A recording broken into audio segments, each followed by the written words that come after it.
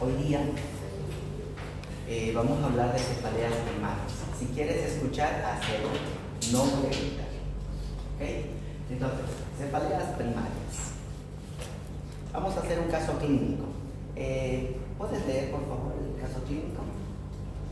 Paciente de sexo femenino con un cuadro clínico de 3 días de evolución con una cefalea de inicio súbito localizada en mi cráneo izquierdo con sensación pulsátil de gran intensidad que no permite continuar desarrollando sus actividades cotidianas. Además, su madre y su abuela tienen un cuadro similar. ¿Cuál es el diagnóstico más probable? ¿Qué pruebas diagnósticas se solicitarían? Bueno, notemos este caso clínico. ¿Es hombre o es mujer? Mujer. ¿Cuánto tiempo de evolución tiene? 3 días. 3 días. Ok. ¿Cuál es la enfermedad principal? Cefalea. Ya. ¿Cuál es la localización? Ya, en mi cráneo izquierdo. ¿Cuál es la sensación dolorosa? Pulsátil. ¿Y la intensidad? Gran intensidad. Bien. ¿Es incapacitante o no? Sí. Ok. Entonces, ¿cuál es el diagnóstico más probable? ¿Quién se anima a dar un diagnóstico? Podría ser migraña, tal vez. ¿Ya? ¿Podría ser? ¿Qué más? Un tumor. ¿Un tumor? Bien. ¿Qué más? ¿Qué pruebas diagnósticas le solicitaríamos? Una tomografía, ya. Ok. Al final vamos a volver a pensar en este caso clínico.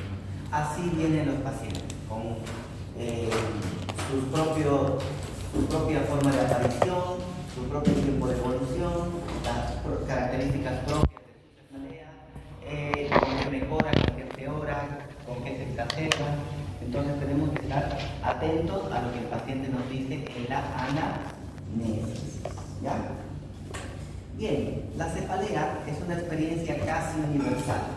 Vamos a levantar la mano todos los que alguna vez nos dio dolor de cabeza. Somos 99,9% de la clase nos dio dolor de cabeza alguna vez. Esta cefalea dice que existen dos que son las principales. ¿Ya? La cefalea la cefalea y la migraña ocupan el segundo y el tercer puesto en causas, escúchalo, de discapacidad. ¿Por qué? Porque cuando la gente tiene cefalea no puede ir al trabajo, no puede estudiar, no puede hacer nada, pero usted tiene que vivir igual porque aquí le damos paracetamol y listo. Ya. Es un padecimiento que se cree es exclusivo del género humano porque el cerebro se ha súper desarrollado del ser humano, así que se cree que el dolor de cabeza es exclusivo de los humanos. Si hacemos estudios en diferentes poblaciones, vamos a tener datos bien dispares. Por ejemplo, si preguntamos en la calle a la gente del barrio si ha tenido dolor de cabeza, cuánto y qué tipo de dolor de cabeza, vamos a encontrar un dato. Si lo sacamos de aquí, el dato de nosotros, va a salir otro resultado. Si lo sacamos de una clínica de cefalea, nos va a arrojar otro resultado. ¿Por qué los datos son tan diferentes, digamos, de cuánta migraña hay, cuánta cefalea tensional, cuánta neuralgia de trigémino? ¿Por qué? Porque todos los datos son de acuerdo a la población, ¿ya?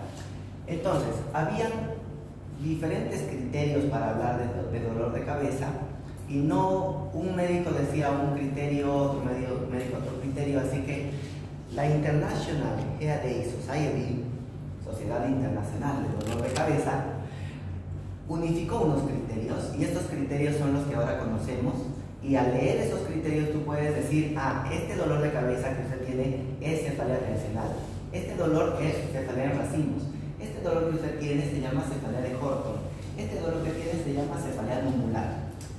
¿Por qué? Porque tiene características cada dolor de cabeza. El dolor de cabeza tiene una gran carga social y una gran carga económica. ¿Por qué carga social? Porque vas a ir a una fiesta con dolor de cabeza. No. Algunos dicen, sí, yo voy, no importa. Pero la realidad es que no podemos ir a una fiesta con dolor de cabeza. Tiene una gran carga económica para los seguros, para el propio paciente, porque a veces no pueden ni siquiera trabajar ni estudiar. La cefalea es el motivo más frecuente de consulta en neurología, ¿ya? 25% del total de las veces está capaz en pelear con la lumbalgia. Bueno, la cefalea es un motivo de consulta frecuente también entre los médicos generales, así que no te vas a librar. No por no ser neurólogo no vas a tener que ver pacientes con cefalea, ¿vale? Entonces tenemos que aprender, porque es una enfermedad común. Vamos a separar las cefaleas en dos grandes grupos, primarias y secundarias. Primarias son las que no tienen lesión orgánica estructural demostrable. A pesar de no tener un tumor, no tener un aneurisma, no tener una lesión, puede llegar a ser de gran intensidad. ¿Ok? Entonces, la cefalea primaria también puede ser de gran intensidad e incapacitante. La cefalea secundaria representa el 1 al 2% de las cefaleas crónicas o recidivantes y tiene un componente orgánico intracraneal demostrable, ¿ya? Entonces, aquí vamos a la pregunta del caso clínico. Si es una migraña lo que tiene el paciente, lo que tenía la paciente, que es una cefalea primaria, ¿necesitamos hacerle tomografía, resonancia o estudios? No. ¿Por qué no vamos a encontrar nada? Porque todo está normal, no hay lesión demostrable. Algunos médicos agarran y a pesar de que no van a encontrar nada, le hacen los estudios para confirmar que en realidad no hay nada. Bueno, a veces eso encarece los precios de la medicina, ¿ya? En las cefaleas secundarias, si yo sospecho de una cefalea secundaria, un tumor, un meningioma, un astrofitoma, un aneurisma cerebral, ¿debo pedirle estudios? Sí, debo pedirle estudios en una cefalea secundaria porque voy a encontrar lesión orgánica intracraneal. ¿Se entendió hasta ahí, no? Primaria, sin lesión, secundaria, con una lesión demostrable, y en esas secundarias es donde debo pedirle los estudios. A veces los médicos cometemos errores. Estos errores son creer que las cefaleas crónicas tienen como causa trastornos oculares, sinusales, dentarios, alergia, la famosa sernicoartrosis. Y esto hace que el paciente visite a diferentes médicos buscando ayuda.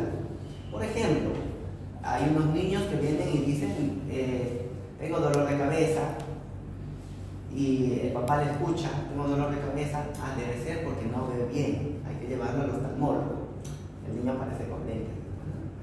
Bueno, sigo teniendo dolor de cabeza, debe ser que hay sinusitis al otorrino, debe ser que hay problemas de los dientes al odontólogo, y así. Se visita un montón de médicos y el último médico en ser visto es el médico neurólogo a veces porque le tenemos miedo a que nos diga que hay una enfermedad grave, ¿no? Y eso hace que la medicina se encarezca innecesariamente. A veces, con las cosas familiares, nos cuesta tener empatía.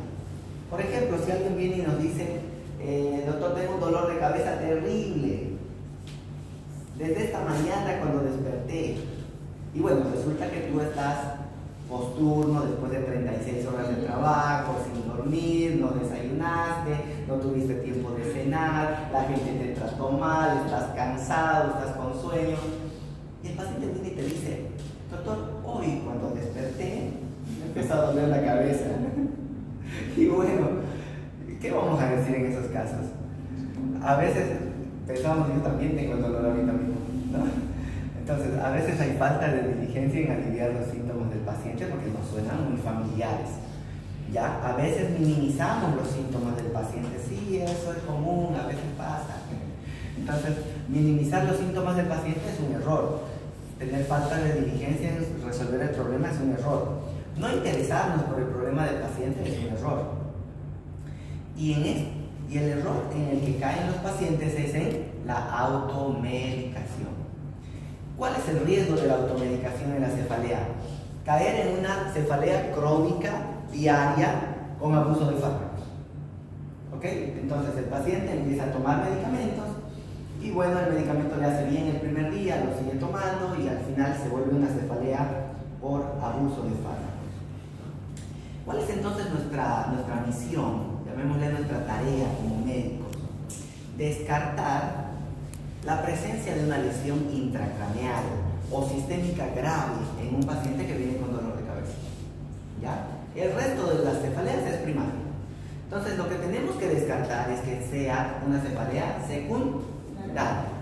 2% de las veces, pero hay que descartar. ¿Ya? Sobre todo, tranquilizar al paciente sobre el significado de su cefalea. Bueno, el dolor de cabeza que tiene se explica porque usted tiene infección urinaria. El dolor de cabeza se explica porque está con mucho estrés, mucha tensión. Se explica porque ya su mamá, su abuela tienen migraña y eso parece ser una crisis de migraña. Entonces no hay lesión en la cabeza, es una cosa funcional. Entonces tranquilizar al paciente sobre el significado de su dolor de cabeza. Eso en la mayoría de las veces, pero si encontramos algo malo, tendremos que decirlo. ¿Cuál es el problema entonces con los dolores de cabeza? Genera en el paciente absentismo laboral, no asiste a trabajar. El que no trabaja no gana plata. El que no gana plata no tiene calidad de vida. Entonces vemos que el absentismo laboral es un problema. El dolor de cabeza limita las actividades sociales. Hay limitación de actividades deportivas. Incluso puede generar conflictos familiares. Un libro pone un ejemplo muy gracioso que dice: amor, dice la esposa, hoy nos toca cenar con mis padres. Y el hombre responde: no puedo, mira que tengo un dolor de cabeza muy fuerte. Entonces, conflictos familiares. ¿Ya? De tal forma que interfiere en la calidad de vida del paciente. No puede estudiar bien, no puede trabajar bien, no puede tener buenas relaciones familiares porque interfiere en su calidad de vida. Y eso genera entonces nuevamente el riesgo de abuso de fármacos y automedicación. A veces sucede en nuestras consultas que el paciente hace consultas recurrentes por lo mismo. Doctor, vengo porque tengo dolor de cabeza, vengo porque tengo dolor de cabeza, la siguiente vez lo mismo. ¿Qué es lo que ha pasado? Este paciente ha tenido una consulta médica insatisfactoria. Fue y el médico lo atendió muy rápido, no logró llegar a conectar emocionalmente con el paciente. No importa el buen medicamento que el médico le dé, el paciente sigue inconforme con la atención. ¿Ya? Mucho hace el nivel de atención que le pones al paciente, además del medicamento.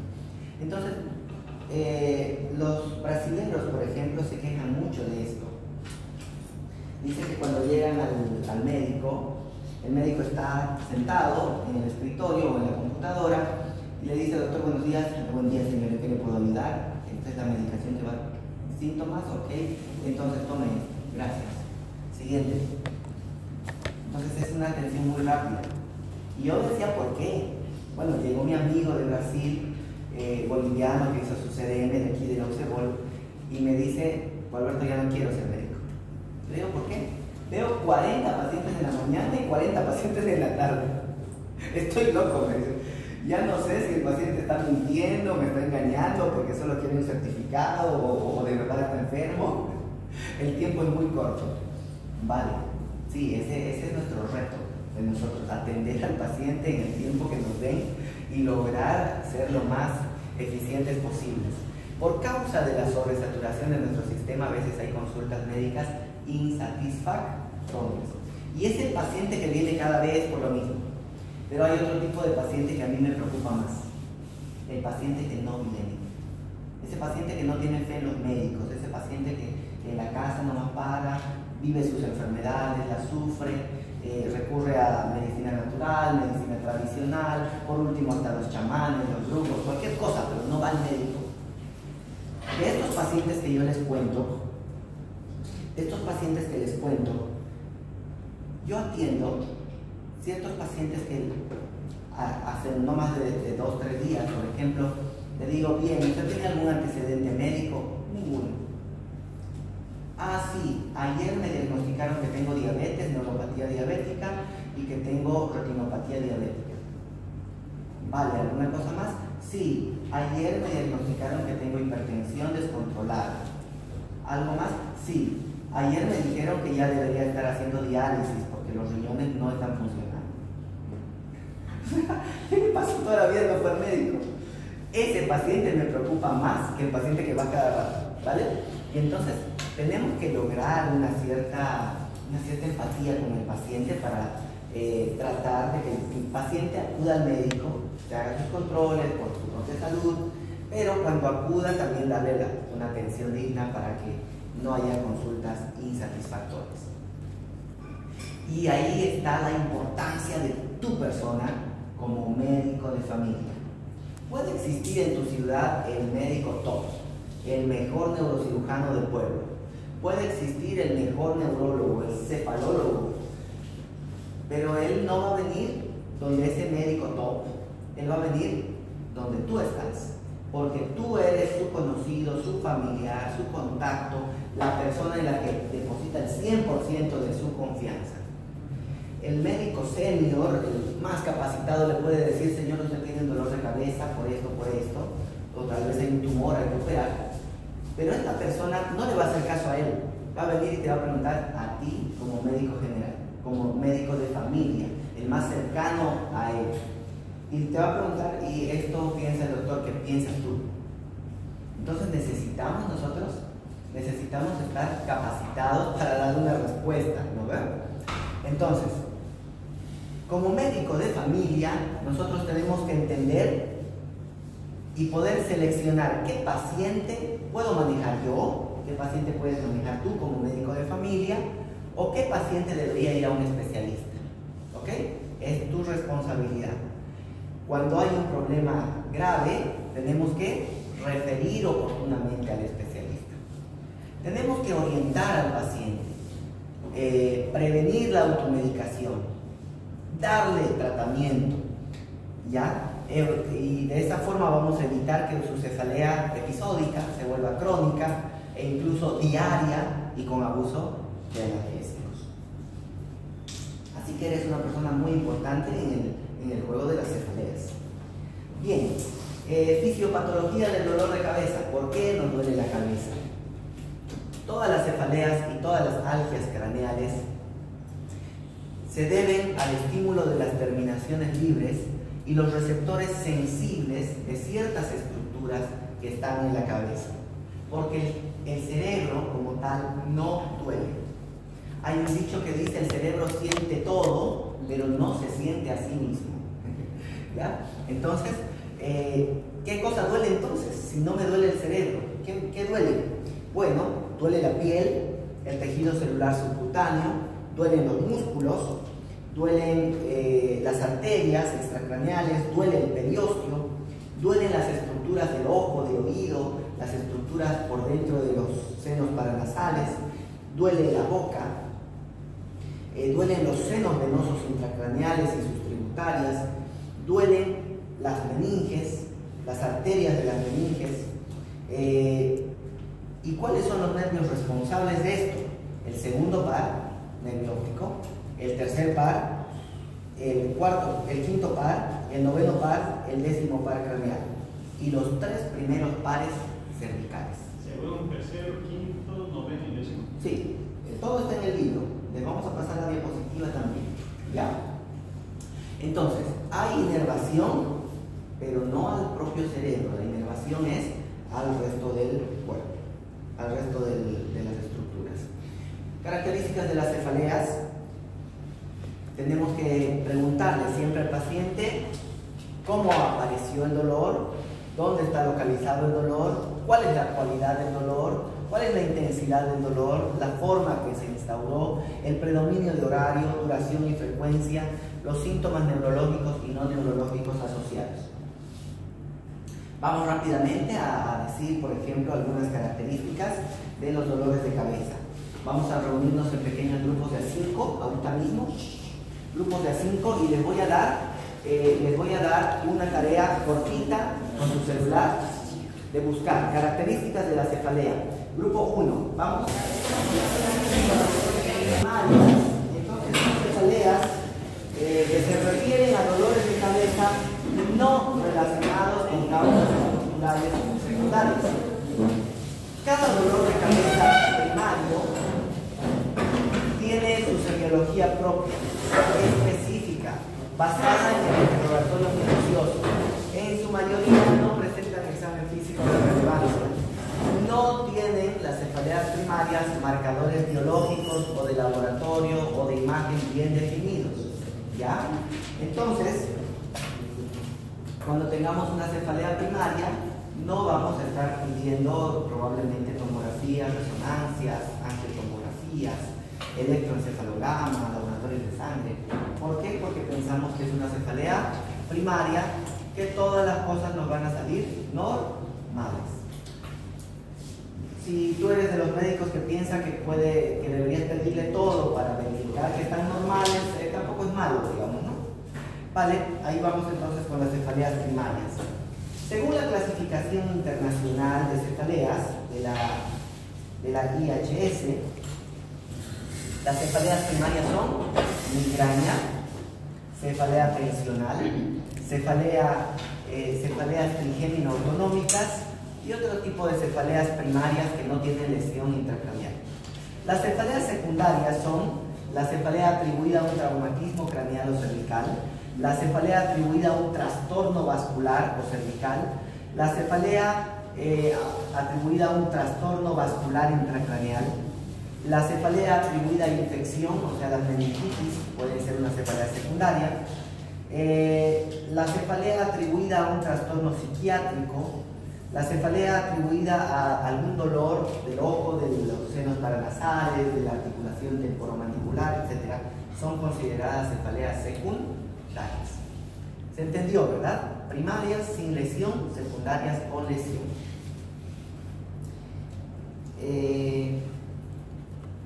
En cuanto a la semiología, es importante realizar el examen semiológico completo, en especial la evaluación de los pares craneales, porque hemos dicho que los pares craneales participan allí en la sensación del dolor, ¿ya?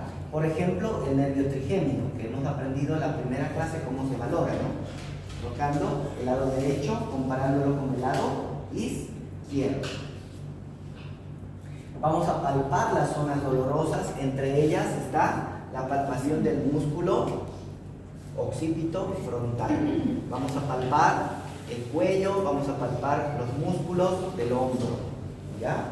Vamos a palpar también y hacer percusión en el nervio trigémino. Bien, entonces, dentro de nuestra semiología tiene que estar la palpación craneal y también la palpación de los músculos. Dentro de esto hacemos una palpación particular de dos nervios, el nervio occipital mayor que viene por acá y el nervio occipital menor que viene por esta zona, ¿ok? Entonces ahí vamos a ver las famosas neuralgias de Arnold.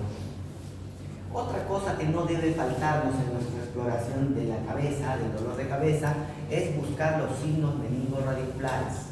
¿Cuáles son ellos? La rigidez de nuca, el signo de Brudzinski y el signo de Kernig. No puede faltarnos. Entonces, cuando un paciente viene por dolor de cabeza, no es solamente escuchar su historia y recetarle paracetamol. Tenemos que escucharlo, revisarlo, ¿ya? Y en base a esas dos cosas vamos a pedir estudios complementarios si es necesario o no. Y recién vamos a poder emitir un diagnóstico y vamos a poder emitir un tratamiento. A veces cometemos el error de pensar que porque algo es muy familiar, ya lo sabemos todo. Entonces tenemos que revisar al paciente. Es muy importante registrar todo esto en la historia clínica. Por ejemplo, registrar los factores precipitantes. No había desayunado el paciente, estaba muy estresado, tomó alcohol, está con el ciclo menstrual, no logra dormir en las noches, ¿ya? Y registrar la frecuencia, cuántos días de la semana, cuántos días del mes tiene este problema nuestro paciente. En cuanto a exámenes complementarios hay varios. Por ejemplo, la tomografía y la resonancia magnética. La tomografía es un estudio que utiliza tecnología de rayos X. La resonancia magnética es un estudio que utiliza la tecnología del magnetismo. Los ecos magnéticos son los que captan la señal que es emitida. Es muy parecido a lo que hacen los murciélagos, ¿no? Que lanzan un sonar y eso lo captan, ¿ya? Pero con magnetismo. Vale. Ahora vamos a hablar entonces de los distintos dolores de cabeza que cada grupo tenía. ¿Qué grupo le tocó la migraña? Migraña. ¿Alguien puede pasar del grupo? O si quieren todo el grupo, sería estupendo. Pasa el grupo de migraña y nos va a explicar, por favor, respecto de la migraña.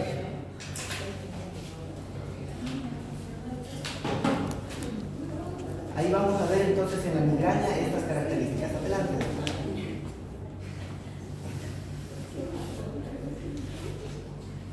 Escuchemos todos, por favor, y así aprendemos juntos. Bueno, primeramente, una definición de la migraña es un dolor recurrente con trastorno sensitivo llamado aura.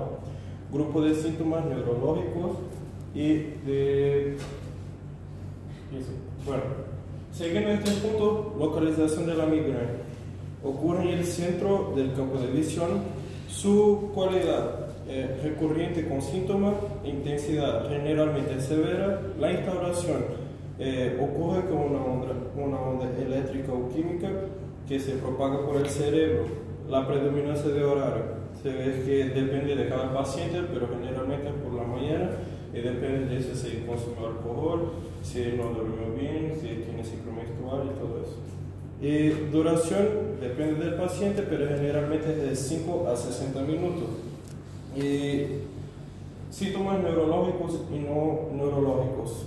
Tenemos visión borrosa, dolor ocular, el paciente se puede decir que ve estrellas o visión de túnel. Y eso sería. Bien, un aplauso a los compañeros. Bien, entonces vamos a hablar de este tema que su compañero nos explicó un poquito, llamado migraña. La migraña es más que un dolor de cabeza. Es un trastorno neurológico complejo, crónico, hereditario, ¿ok?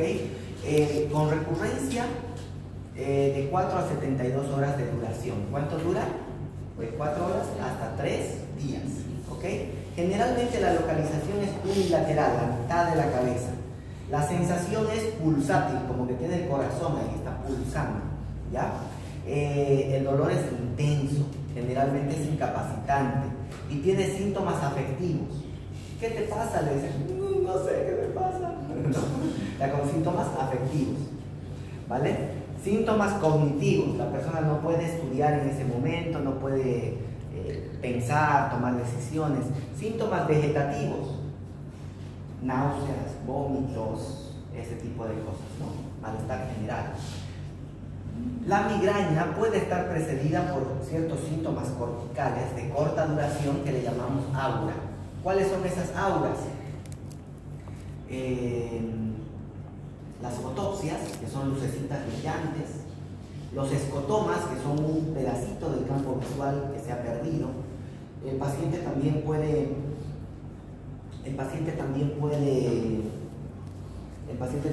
tener escotomas centelleantes, que es el pedacito del campo que perdió, ahora brilla, ¿ok?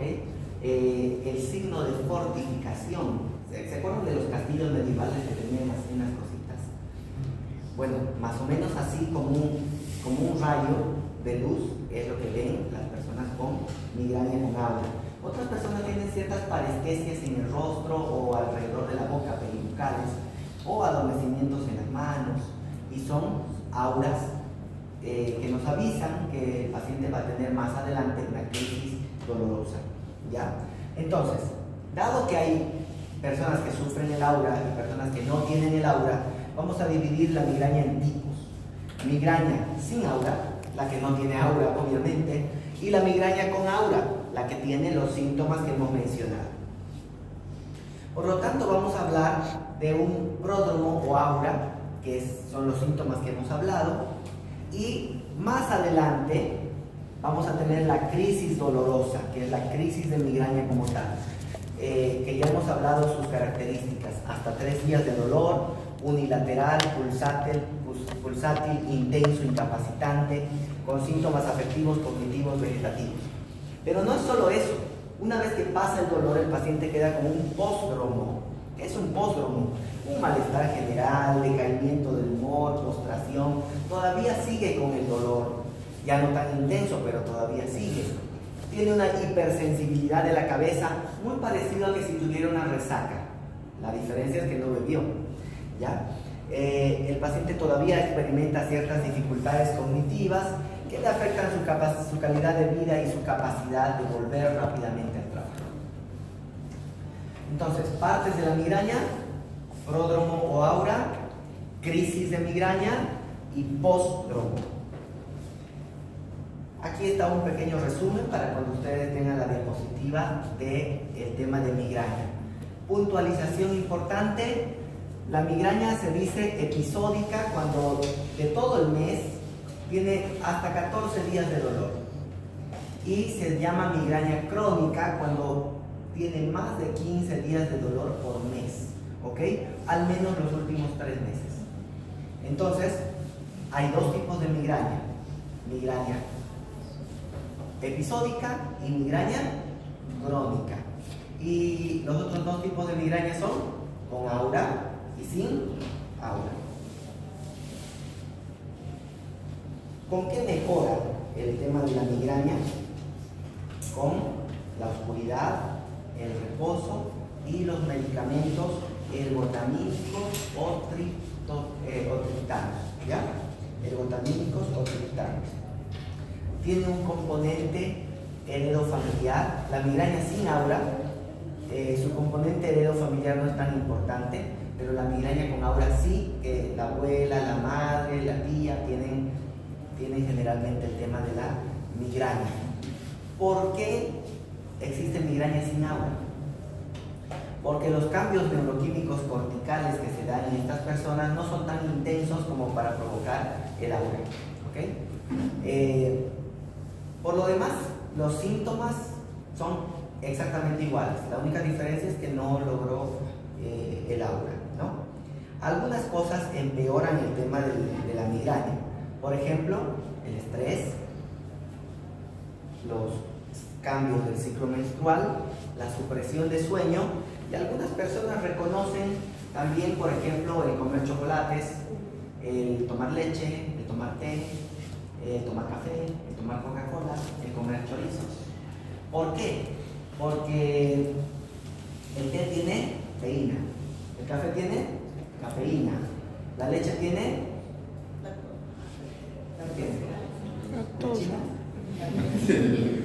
No, la leche tiene una sustancia llamada tiramina, ¿ya? La tiramina también estimula eso. ¿Los chorizos qué tienen? ¿Qué no tienen? Los chorizos tienen una sustancia que también la tiene la comida china, ¿ya? Que es el fosfato monosódico. Entonces, esas sustancias estimulan el dolor de cabeza. Otra corriente de los médicos dice que en realidad el aura da una sensación de querer comer esas cosas. Entonces, los migrañosos están entre saber si eso les causa el dolor o ya es consecuencia de que ya les va a doler y quieren comer esas cositas. Entonces, en la neurología moderna decimos: ¿quieres comer algo? Cómetelo. Porque si te va a doler la cabeza, te va a doler, ¿te lo comas o no? ¿Ya? Entonces ahí está. ¿Vale? Seguimos. La migraña entonces es un desorden neuronal episódico. Hay vasodilatación, inflamación estéril, dolorosa de los vasos de la vía madre, de la dura madre. ¿Qué nervio está participando ahí? El trigémino, porque libera neuropéptidos como el péptido relacionado con el gen de la calcitonina, la sustancia P y la bradicinina, ¿ya? El paciente entonces tiene hipersensibilidad a la luz cuando está con su crisis, hipersensibilidad a los nitratos, a los nitritos, al glutamato monosódico, a la tiramina, al ayuno. Bien, aunque algunas personas tienen gatillos muy individuales, por ejemplo, oler cierto perfume, utilizar sildenafil, el uso de nitroglicerina, nitroprusiato, etc., puede generar dolores de cabeza. ¿Quién ha visto al Dr. House? El Dr. House tenía una obsesión porque uno de sus colegas, que era de la competencia, se creía un gran dolor que curaba la migraña. Y él se provocaba migrañas utilizando nitroglicerina, si no me equivoco. Se inyectaba nitroglicerina para provocarse las peores cefaleas del mundo y aplicarse el medicamento que la competencia estaba promocionando para ver si servía o no. Así que ahí está. Si te interesa ver un poco la clase en el cine, ahí te doy una referencia. Fisiopatología de la migraña. ¿Qué es lo que sucede? Hay una desinhibición central, es decir, la corteza cerebral empieza a fallar. ¿Y qué pasa cuando la corteza cerebral empieza a tener una disfunción? O sea, está fallando. Esto estimula entonces al nervio trigémino. Y el nervio trigémino libera neuropéptidos, el gen relacionado con el péptido relacionado con el gen de la calcitonina, la bradicinina, etc. Todo esto lleva a que estos químicos lleguen hasta el núcleo principal, el núcleo central del trigémino, que está en el bulbo raquídeo, y este se estimula. Entonces, al estimularse esto, también estimula nuevamente a la corteza y se hace un círculo vicioso de dolor. Aquí tenemos otro dibujo, exactamente lo mismo que hemos explicado. Primero decíamos, ¿dónde está el punto 1? Ya. El punto 1 empieza la disfunción de la corteza. A continuación, la estimulación del nervio trigémino con liberación de neuropéptidos. Los neuropéptidos generan vasodilatación, inflamación aséptica, y esa inflamación aséptica va a generar entonces una señal de transmisión de dolor, y esa señal de transmisión de dolor estimula más al nervio trigémino, entonces se hace un ciclo vicioso. Por eso es que los dolores de cabeza de la migraña son tan difíciles de tratar, porque una cosa empezó y sigue generando la molestia o el dolor. El tratamiento. Para la migraña hay dos tipos de tratamiento: el tratamiento abortivo y el tratamiento preventivo. Abortivo: si la migraña es leve, utilizar AINES. Vamos a hacer una dinámica de decir los AINES. Existen un montón de AINES, así que tienes que saber a esta altura de la vida por lo menos uno. AINES. Paracetamol, AINES. Sorolaco, AINES. Dipirona, doctora, AINES. Ibuprofeno, AINES.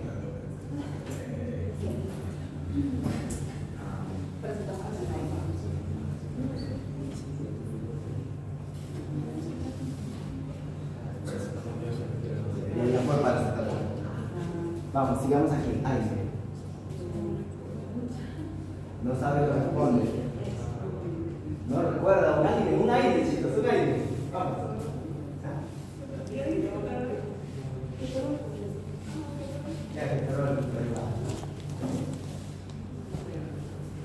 Ya, tiene que saber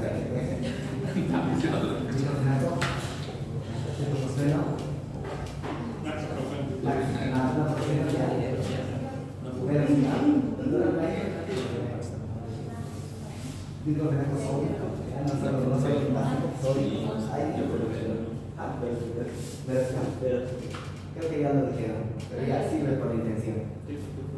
Ya lo dijeron. Aspirina, bien. Ya. La intención es motivarnos a dar un poco más, a ir un poco más allá. ¿Ya? Entonces, primer escalón, AINES. Segundo escalón, ergotamínicos. El problema de los ergotamínicos es que rápidamente genera adicción y dependencia. El paciente deja de tomar el ergotamínico y ya le duele la cabeza. Entonces tiene que volver a tomar. Y si no toma, le duele. Entonces genera tolerancia, rebote y dependencia. Otra opción son los triptanos, que actúan directamente en los receptores 5-HTB1, 5-HTB1D, 5-HT1F, actúan controlando el dolor, las náuseas y los fenómenos sensoriales. ¿Ok? Entonces los triptanos son también un medicamento más moderno. Sin embargo, si abusamos de ellos va a producir lo mismo, tolerancia, rebote, dependencia. ¿Ya? Habíamos hablado entonces del tratamiento abortivo. Ahora el tratamiento preventivo. El tratamiento preventivo lo hacemos con bloqueantes del calcio, como la flunarizina, el verapamilo, neuromoduladores como el topiramato. En Brasil se utiliza mucho el topiramato. Los bolivianos utilizamos a dosis de 25 miligramos cada noche y en Brasil hasta 100 miligramos por noche. Entonces, eso me sorprendió. Bien, ácido valproico. Bloqueantes como el propanolol, antidepresivos tricíclicos como la amitriptilina, nortriptilina. ¿Ya? En casos donde haya mucha tensión muscular, además podemos usar toxina botulínica. ¿Ya? Así que el Botox no solo sirve para la belleza, también para las cefaleas. Bien, ahí vemos entonces el tratamiento de la migraña. Acuérdate de esta imagen: migraña, dolor hemicraniano. ¿Ya? Vamos con la cefalea tensional. ¿El grupo de cefalea tensional? Pase, por favor.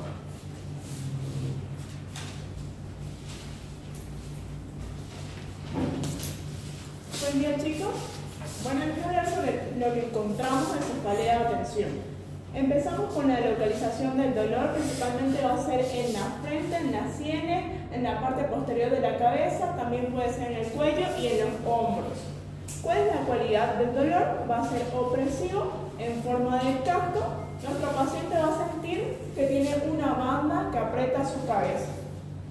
Intensidad del dolor va a ser leve a moderada. Usualmente no suele ser incapacitante.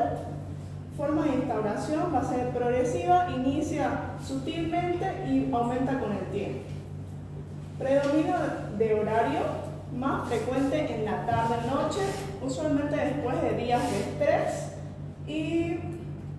o tensión prolongada que sufra la persona. Duración y frecuencia.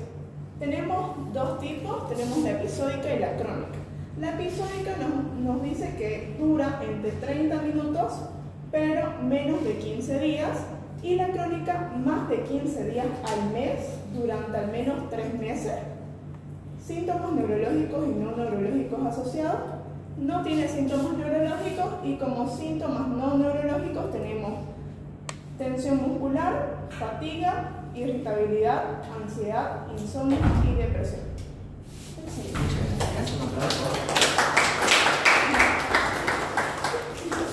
Entonces el tratamiento de la cefalea tensional será solucionar el problema, ¿no? Puede ser un tratamiento multidisciplinario, asociando un psicólogo, un terapeuta, asociando tratamiento médico como aires, relajantes musculares, tal vez ansiolíticos, ¿ya? Y fisioterapia de relajación. Esa es la parte más linda, ¿ok? Fisioterapia de relajación. Aquí tenemos entonces un resumen de la cefalea tensional.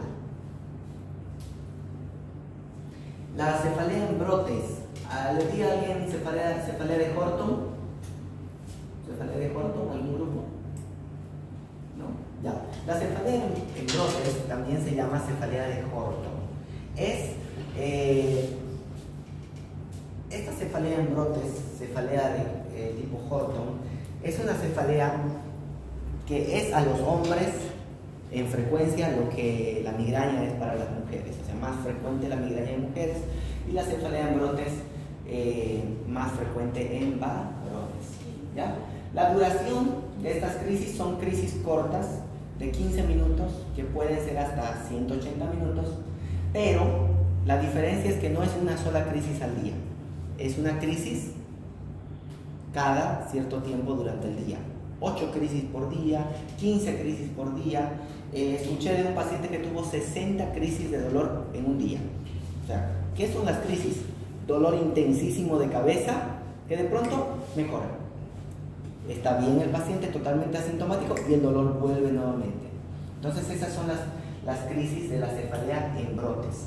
Se llama cefalea en brotes, cefalea de Horton o cefalea en racimos. La que más me gusta es la cefalea en racimos. ¿Por qué? Porque esta cefalea en racimos, piensen en un racimo de uvas. que tiene una crisis, luego otra, luego otra, luego otra, luego otra, así. Varias cubitas en el racimo que son las crisis y por eso se le llama cefalea en racimos. ¿Ok? Bueno, puede tener periodos el paciente de asintomático de hasta 3 meses, está tranquilo por 3 meses y vuelve un día de dolor por lo menos, ¿no? Se llama cefalea crónica cuando ha tenido episodios durante un año sin remisión por más de un mes. Generalmente esta cefalea tiene estas características, muy parecida a la migraña. La diferencia es que es en hombres, ¿ok? Hemicraneal, con compromiso orbitario. También tiene el paciente congestión conjuntival o inyección conjuntival, es decir, el ojo se pone rojo, el párpado tiene una tosis palpebral y hay edema palpebral, tosis y rinorrea. ¿Se entendieron estas cosas? Básicamente entonces el paciente está así, edema del párpado, el párpado está tóxico, está caído, hay lagrimeo, hay rinorrea y el paciente tiene una cefalea hemicraneal y orbital y tiene varias pequeñas crisis durante el día. Esa es la cefalea en racimos. Algunos le llaman cefalea de Horton en brotes. Es ese tipo de cefalea. Vamos a hablar de otras cefaleas que también son parecidas. La cefalea de racimos es la que vimos, en cúmulos también se llama, cefalea de Horton también se llama, Cluster Headache es la misma cefalea, ¿ya? Hay otra que se llama hemicrania paroxística, parecida a la migraña y parecida a la cefalea de racimos. Y el síndrome de Sung, que también es muy parecido, son cefaleas trigémino-autonómicas. Hablemos de la neuralgia del trigémino. Grupo de neuralgia, pase por favor.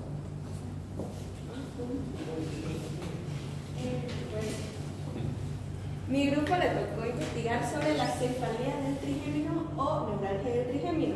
En su localización está lo que es la rama oftálmica, mandibular y maxilar, que corresponde a lo que es el trigémino. La intensidad es de intensidad moderada, que puede ser de 6 a 8 y lo más grave y crónico sería 10. En lo que es la calidad, es intenso, pulsante, agudo y unilateral.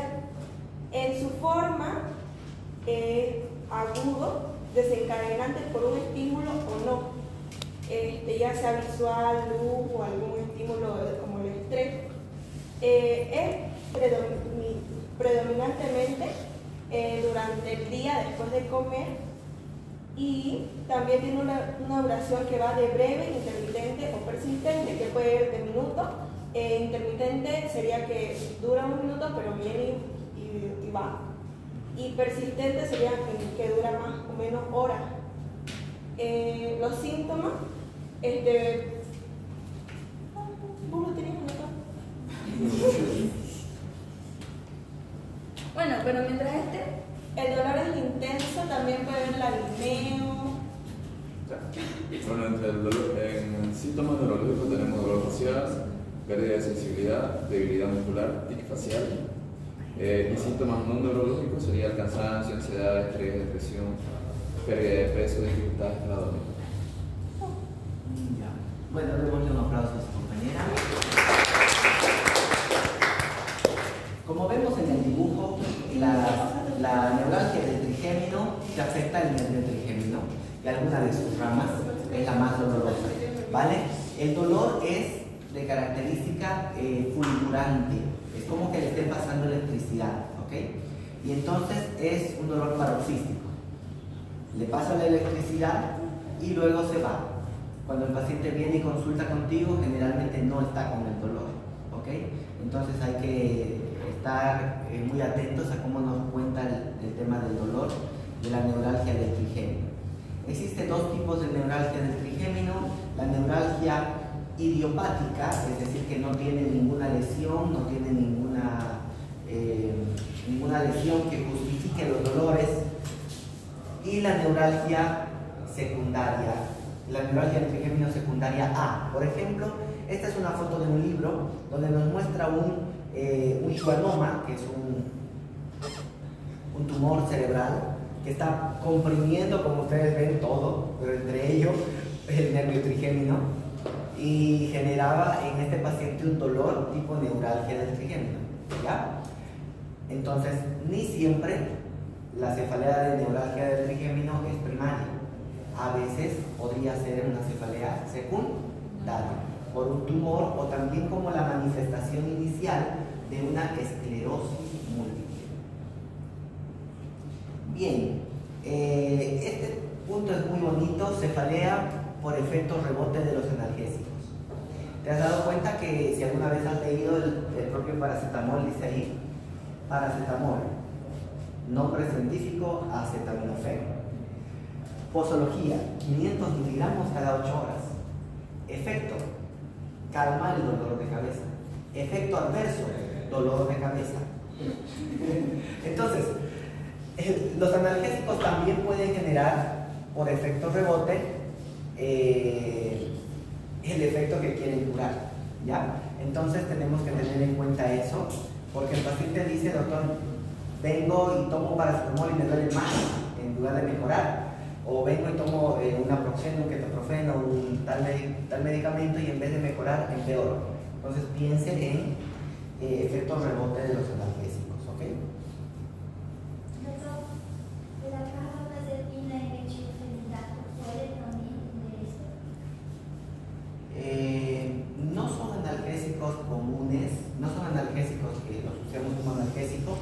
Para la neuralgia del trigémino podemos usar, ¿ya? El metilfenidato generalmente se utiliza para los pacientes que están con, ¿cómo se llama esto? Que están con somnolencia por causa de los fármacos, ¿ya? Entonces le damos el metilfenidato para que despierten, o también a los pacientes con TDAH le damos para que puedan concentrarse, ¿ya? Si el metilfenidato tiene efectos adversos, dentro de esos efectos adversos que a nadie le gustan son aumento del intento de suicidio. Entonces, por eso, chicos, no lo recomiendo el metilfenidato.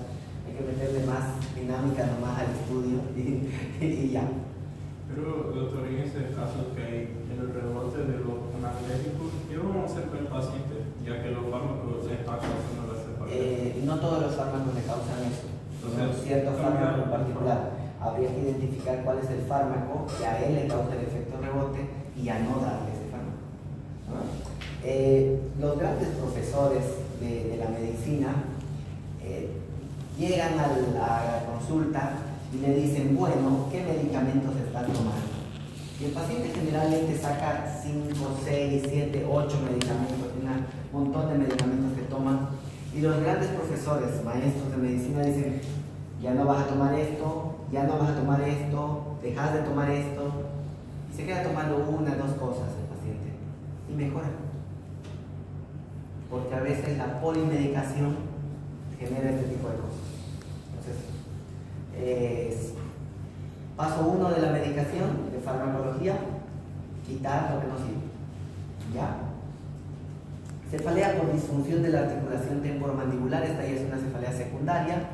Acuérdate que cuando estamos muy estresados mordemos la boca, y al morder la boca apretamos la articulación temporomandibular un poquito más, se genera una inflamación local, y esta inflamación local da dolor arriba de la oreja, retroocular y al cuello, incluso a una porción del rostro, similar, muy parecido a lo que sería una neuralgia del trigémino.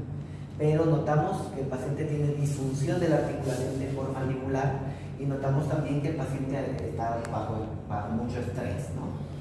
Entonces, cefalea por disfunción de la articulación temporomandibular. Tratamiento: ansiolíticos, AINES, relajantes musculares, terapia de psicología, muy parecido a lo que sería el tratamiento de una cefalea tensional, ¿ya? Neuralgia occipital o neuralgia de Arnold. Aquí están los nervios que les mencionaba, occipital mayor, occipital menor. Cuando al presionar, al hacer el examen, apretamos el nervio y le genera dolor, a esto le denominamos neuralgia de Arnold. Tratamiento: infiltración con toxina ¿Ya? Entonces, no se da paracetamol a todo, como se da cuenta, ¿no ven? Entonces, es un imaginario de la gente nomás eso. Vamos a ver entonces otro tipo de cefaleas secundarias. Cefaleas, pueden haber cefaleas de origen cervical, neuralgias craneales, cefaleas por hipotensión, cefalea postraumática, porque duele la cabeza después de un golpe. Pero también puede haber cefaleas por tumores cerebrales. El grupo de cefaleas por tumores cerebrales, por favor. Pase aquí adelante, por favor. Va a explicar un poquito. Aquí el compañero nos va a hablar un poquito de características de un dolor de cabeza cuando hay tumor cerebral. Escuchemos bien porque va a ser importante. Característica de la cefalea por tumor cerebral. Puede sentirse una migraña o dolor tensional. Cuanto a su localización, puede estar en cualquier parte, pero en especial en el lóbulo frontal, parietal y occipital. La calidad del dolor es constante y suele no responder a la medicación. La intensidad del dolor puede variar y se la mide, ¿no?, con la escala de dolor de McGill. De McGill. Del 1 al 9, del 1 al 10 o del 1 al 10. La forma de instauración puede variar dependiendo del local del tumor. El predominio de horario varía también de acuerdo al local, pero puede ocurrir durante el sueño y empeora cuando te despiertas de mañana. La duración generalmente costumbre durar más de una semana continuamente, ¿no? Los síntomas: cefalea, convulsiones, cambios psiquiátricos, visión borrosa y problemas de equilibrio. Hay otros más. Menciona de nuevo, por favor, los síntomas, más lento y más fuerte para que todos escuchen. Escuchen esos síntomas importantísimos. Cefalea, convulsiones, cambios convulsiones. Convulsiones. ¿Qué más? Cambios psiquiátricos, visión borrosa, problemas de equilibrio. Gracias, un aplauso para ese chico. Entonces, chicos, ¿se dieron cuenta que hay diferencias? Hay diferencias. Un dolor de cabeza que no mejora con nada, le diste de todo. No mejora. Tenemos que hacerle una tomografía, por lo menos, ¿no? Una resonancia, buscando tumores cerebrales. Cefaleas como que muy específicas, de localización muy específica, podría ser un tumor cerebral. Un paciente que de pronto convulsiona, tiene crisis epiléptica. Tenemos que sospechar de una cefalea por tumor cerebral. Bien, hasta aquí nuestra clase de hoy. Vamos a tener la lista, por favor, no se vayan. Doctor, en el caso clínico, era migraña como área